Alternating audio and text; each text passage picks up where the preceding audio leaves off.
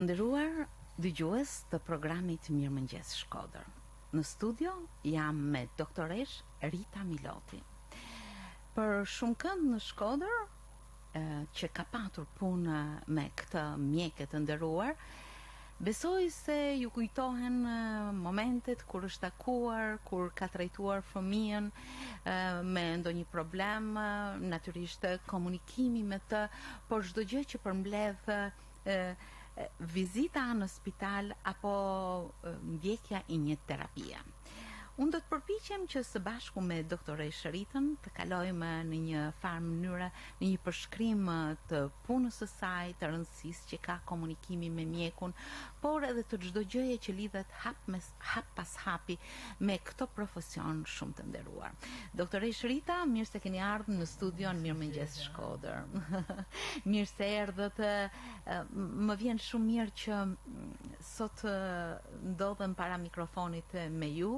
Natyrisht me një mjek nuk është lehtë që të bësh një ftesë në studio, sepse gjithmonë është i angazhuar, të duket sikur mjeshtria e tij është vetëm në dhënien e recetave dhe po nuk ndodh kështu, sepse doktoresh keni shumë vite që jeni përballë fëmijëve, pacientëve. I keni numëruar ndonjëherë vizitat që keni bërë? Vizitat janë shumëta dhe janë pa marrë. Sidomos në periudhën e fillimit të karrierës time në spital, atëherë unë kam marrë në 75. Kam 42 vjet mjeke. Edhe fillimet e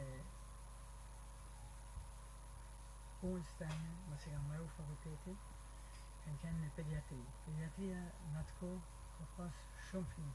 Kapaciteti ka qenë 350, më ishin shtrenjtë.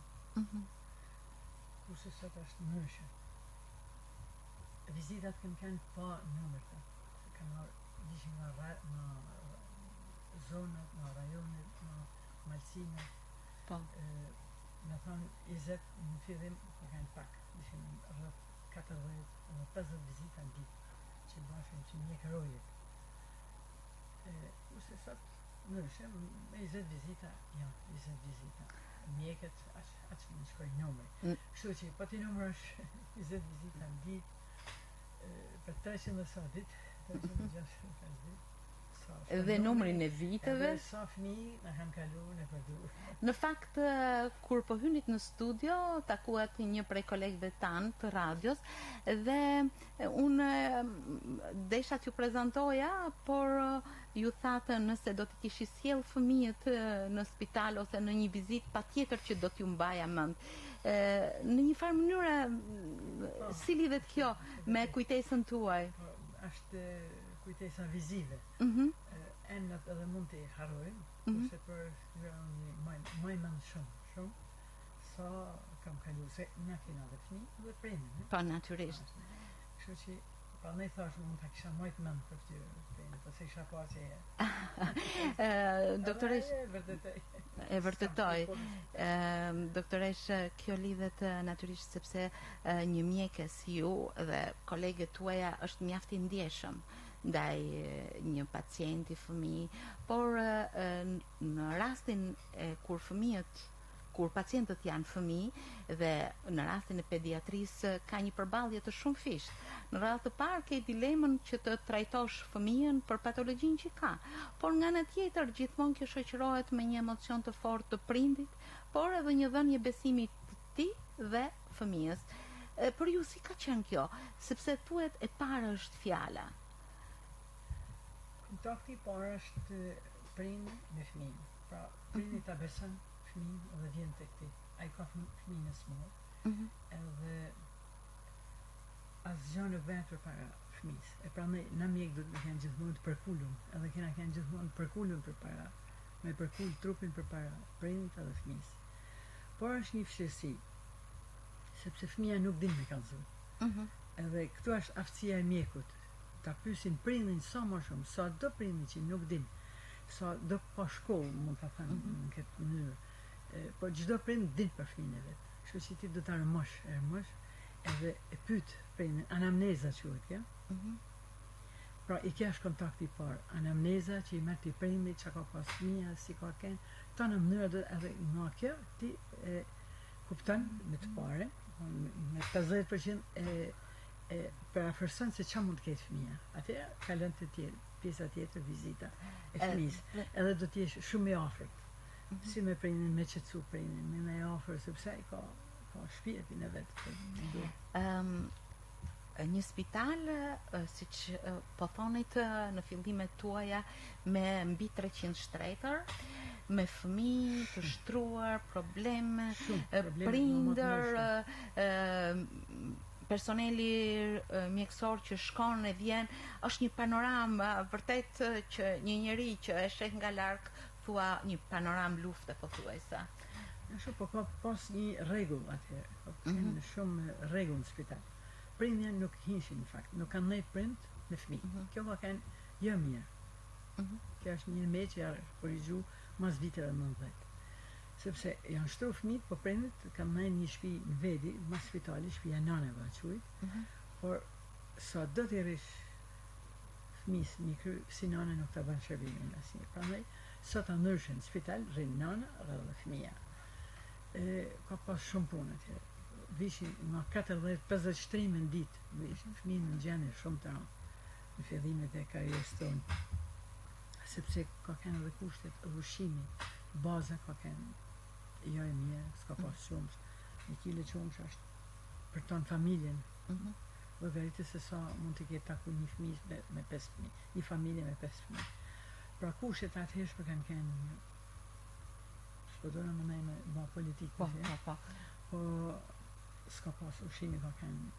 Pra kjo ka ndiku që fëmijët t'jenë distar edhe smundjet t'i mërshin edhe më shumë, edhe më shpejt, sidomos smundjet intestinale, barket djatë, si e qunë populli. Edhe për më tepër ju jeni mirë. Edhe ishin fëmijë rëndë, në gjendje shumë të rëndë të dehidru, kanë nërë shumë kurse, sot është ndryshe, fëmijët janë të ushqym, pra nuk janë ato raste që kanë qenë atëherë, por sot janë fëmijë të ushqym, por janë smoren nga virozat, janë më të ekspozuar tash me smundje tjera. Pra, ju po thoni që çdo periudhë ka karakteristikat e saj, por në fillime numri i madh i shtretërve ka treguar problemet e shumta që ka patur në moshën pediatrike tek fëmijët. Aq sa, domethënë, pothuajse çdo ditë kishin një luftë të veçantë. Luftë se ka pas fëmijë që kanë në gjendje të rënda, kanë luftë me vdekjen. Po, ju ndër shkaqet që po përmendi, thoni që ka qenë kequshqyrje. Por kultura shëndetësore si ka qenë? Dhe si ka evoluar? Shikom, kultura shëndetësore sado janë të natillën e bashkë. Ekonomia me kulturën, kur nuk ka fëmija se që hanë, s'ke që nuk ke... Kam fjallën tek njohuri që kanë prindrit rreth një gjendje apo një tjetër. Sot a kretë ndryshe. Është kretë tjetër. Janë dikur prindja nuk kanë qenë të pa informuar, kanë qenë për shembull fshatnët, marrim fshatnët, se ato kanë orë shumë në spital. Gjithë ditën kooperativin nëna s'ka mujt me i hafër fëmijës, as me ushqy, me orare, me rregull, si është.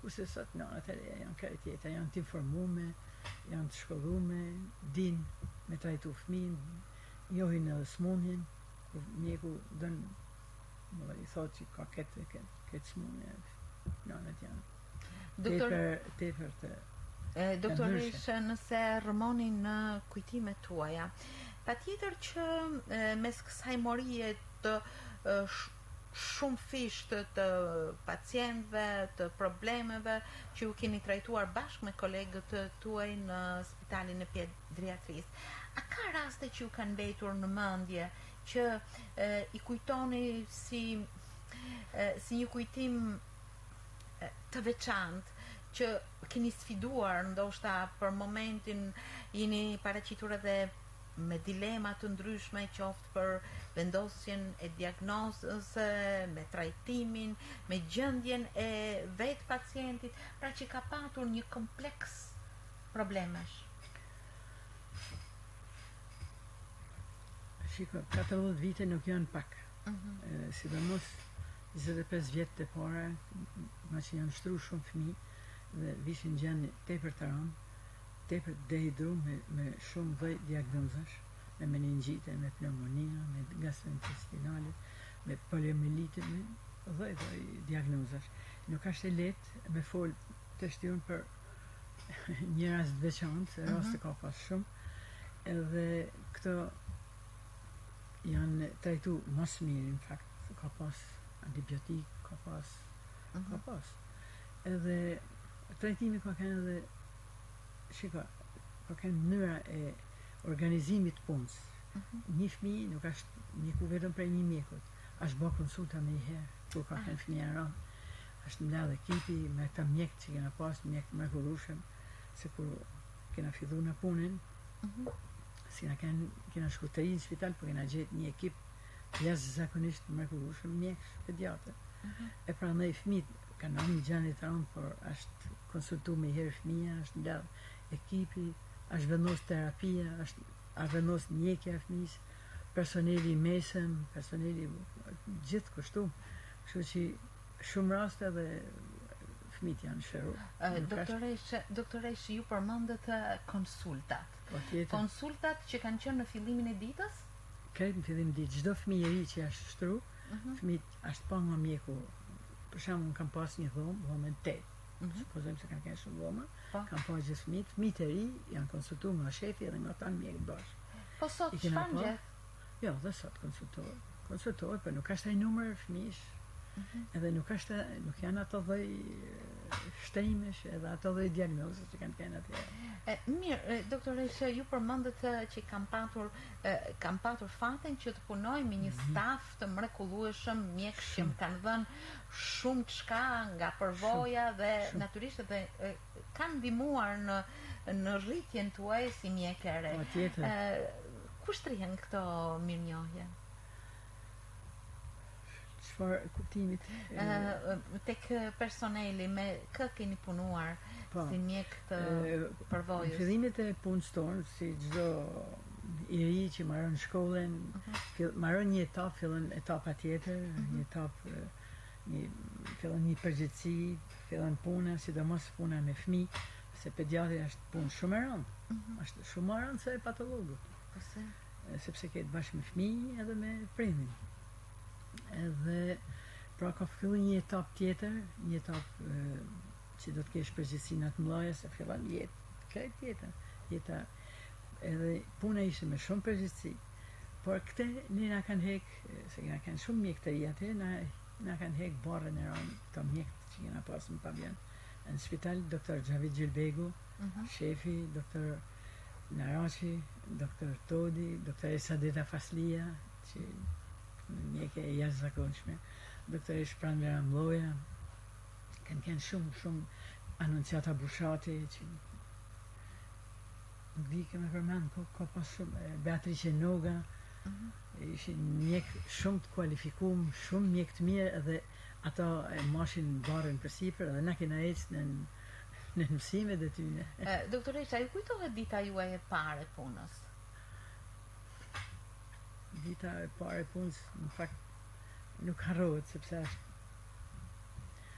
thash kalon nga një etapë, nga shkolla mesme në shkollë të nën, pa përgjithësi, si rinia, si shkolla që është, kalon në punë, duket sikur jashtë krejt një jetë tjetër, të shke një përgjithësi tjetër, po këte kena pas unë kam pas një pritje të mrekullueshme prej personelit, prej mjekëve, na kanë afruar shumë, edhe kështu që se kena ndjenjë atë.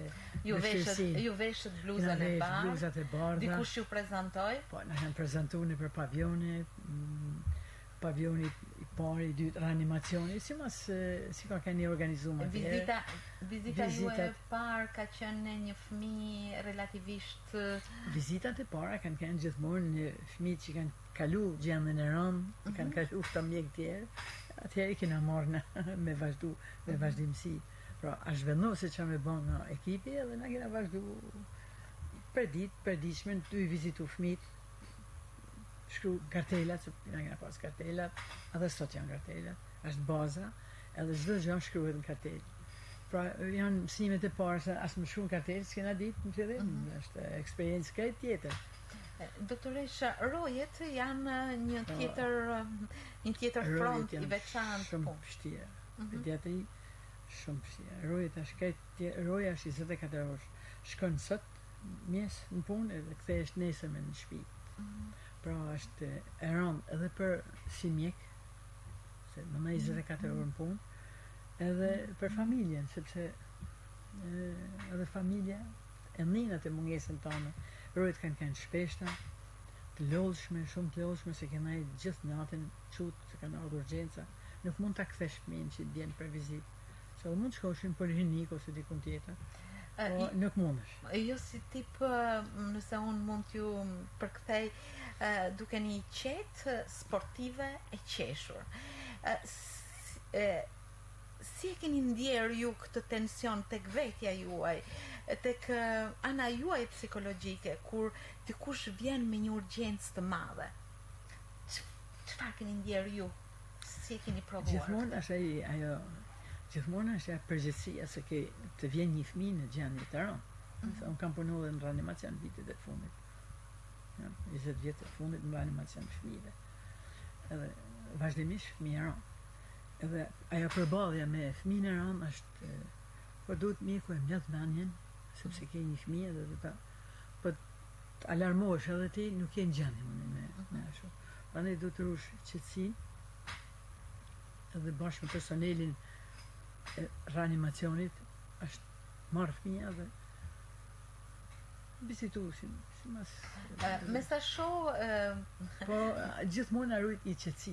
Duhet me rujt qetësinë edhe me pas mendin tamam të fëmija.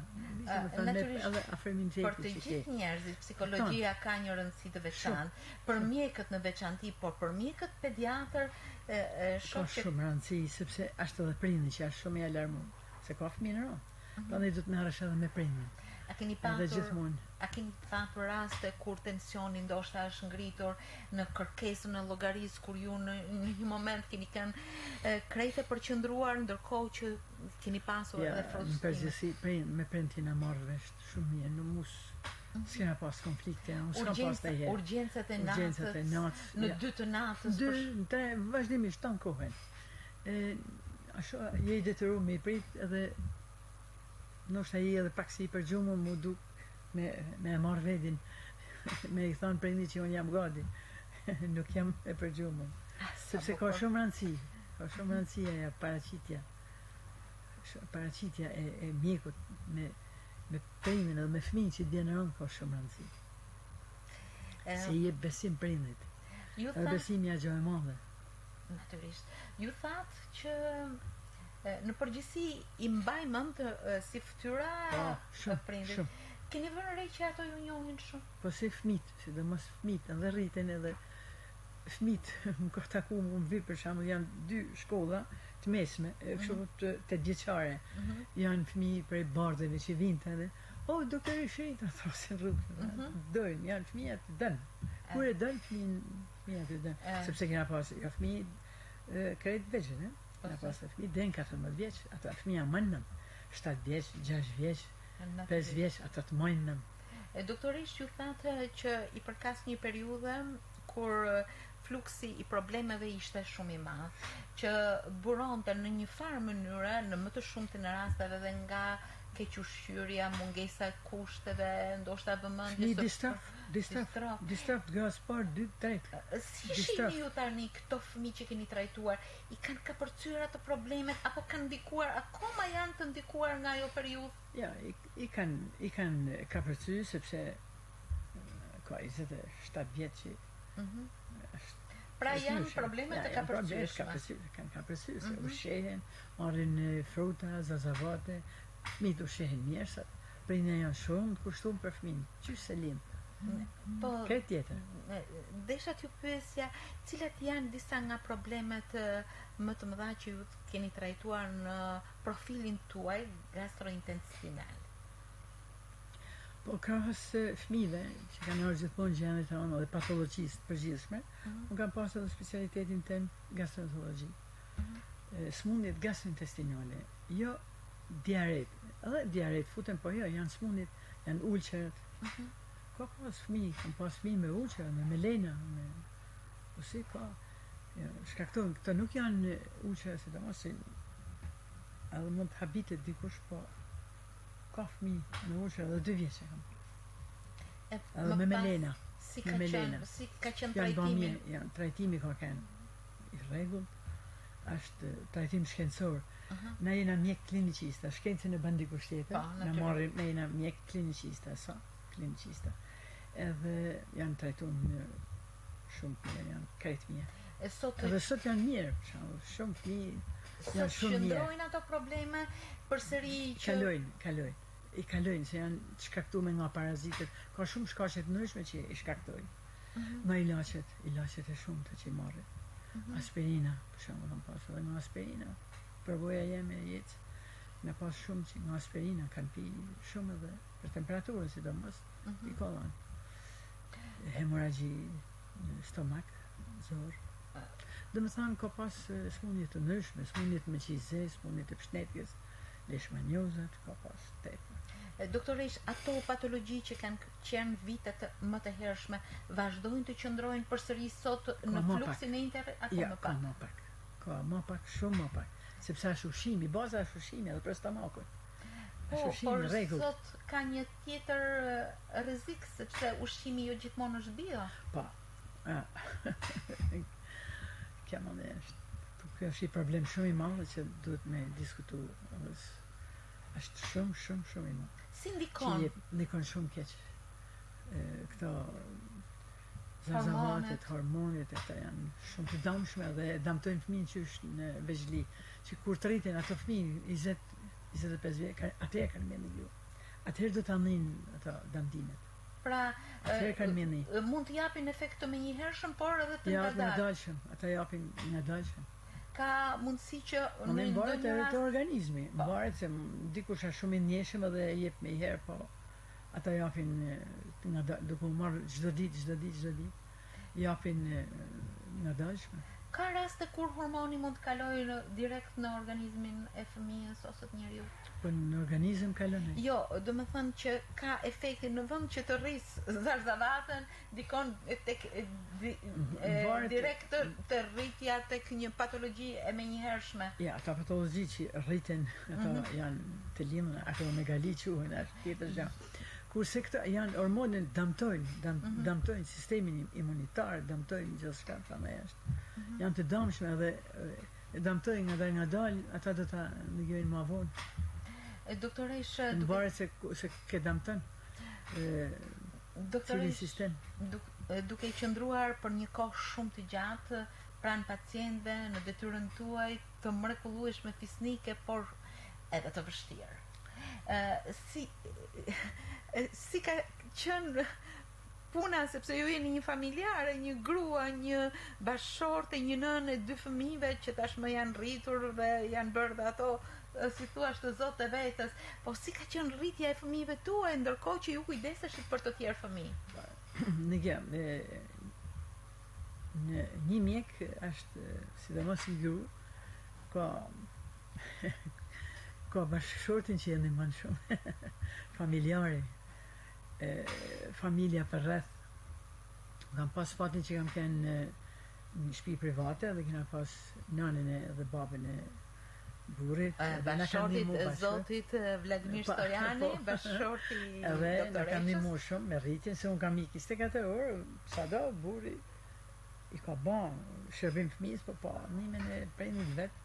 Kështu si na kanë ndihmuar tan. Ke patur ndonjë rast që ke thënë pse zgjodha këtë profesion? Ja, kur, asnjëherë. Ja, është profesion i bukur, sidomos pediatria. Fëmijë, është i bukur. Si kanë qenë marrëdhëniet tuaja, sepse po nuk pate një marrëdhënie të mirë me kolegët, ose kjo nuk diskutohet, po një marrëdhënie me personelin që t'ja kalosh detyrën, ta përcjellin përsëri. Si është kjo? Puna e mjekut varet sidomos e fëmijëve, me mjekut pediatër, edhe aty në spital, po edhe të mjekëve të lagjit, sa ata kanë me personelin e mesëm, puna varet në ata. Personeli në mesëm e kena pas gjithmonë të mrekullueshëm, sepse prindi ma ka besu mu, po unë ja kam besu ati.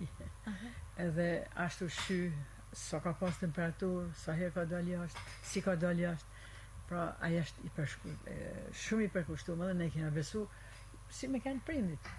Sot ka se gjendjen e fëmijës e vlerëson mbas planave që tjetë. Sot ka një personel mjekësor ndihmës, po e quaj unë ndoshta pa të drejtë, siç janë infermierët që janë të kualifikuar, janë me shkollë të lartë.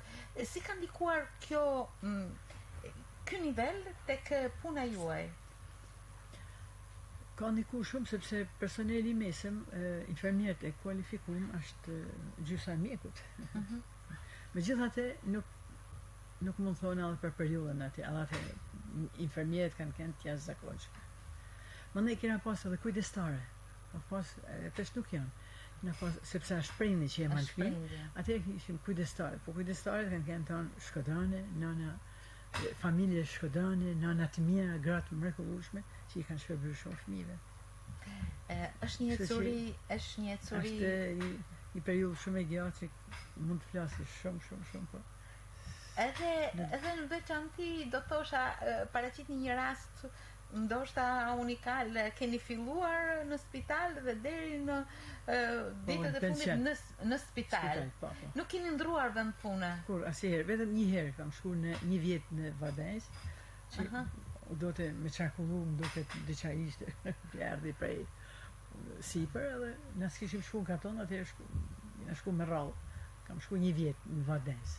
Ju duket që sa herë kaloni nga spitali, jo vetëm që ktheni kokën, por ju duket si një shtëpi tjetër e juaja? Spitali është shtëpia e dytë. 42 vjet më kanë pak. Doktoresh, mjekët nuk dalin kurrë në pension, sepse për ta ka gjithmonë nevojë për ndihmë. Ju drejtohen tashti prap njerëz të njohur. Vin, shumë vin. Drejtohen. Ju jep përsëri një motiv për gjatë rrugës profesionale, çdo njeri ka ngritje uljet, ka njerëz që kanë ndikuar, ka njerëz për të cilët kur i përmendni me emër, duket sikur duhet të përkuleni në tokë përpara asaj vlere që ju kanë dhënë. Ju kujt jeni aq shumë mirënjohës?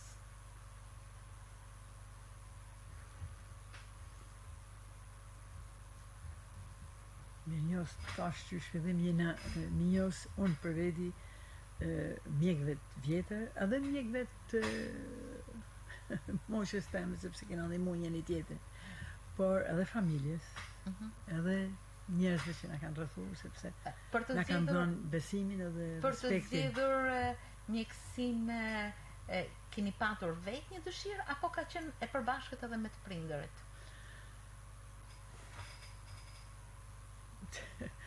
Si rini, si gjimnazista në të kohë, kishim 3 dëshira. Me shkru për me kërku. Ishte e para, mjekësia, dyta inxhinieri, e treta ushtarake, se ishim detyruar me ushtarake. Po edhe prindit, pasi i pëlqente mjekësia. Patjetër që i keni bërë krenar. Po fëmijët tuaj nuk kanë marrë drejtimet e mjekësisë? Ja, nuk kanë marrë. Gjithsesi ndjeni mirë që djali është dentist. Po, bukur, atëherë me bluzën e bardhë, patjetër. Diçka e bukur. Si ndjeheni duke përshkruar gjithë këtë rrugë që ju keni bërë dhe që vazhdoni ta bëni, duke ju dhënë një përshëndetje, doktoresh Rita, përshëndetje, mirëmëngjes, si keni Nihesh e përkthjelën.